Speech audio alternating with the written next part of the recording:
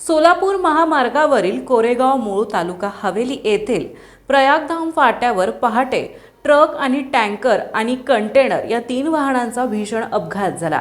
या अपघातात कोणतीही जीवितहानी झाली नसली तरीही तिन्ही वाहनांचे मोठे नुकसान झाले। या प्रकरणी कंटेनर चालकावर उरळी कांचन पोलीस ठाण्यात गुन्हा दाखल करण्यात आलाय।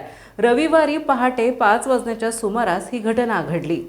कंटेनर टेलर क्रमांक MH04KF 1241 वरील चालक मलक मंडल असे गुन्हा दाखल करण्यात आलेल्या कंटेनर चालकाचे नाव आहे। या प्रकरणी रेवणसिद्ध मल्हारी जाधव यांनी उरळी कांचन पोलीस ठाण्यात फिर्याद दिली आहे। पोलिसांनी दिलेल्या माहितीनुसार रेवणसिद्ध जाधव हे ट्रक MH11 LF 6121 मधून 230 गोळी पेंटच्या बॅगा घेऊन बारामतीहून राजगुरुनगरकडे निघाले होते।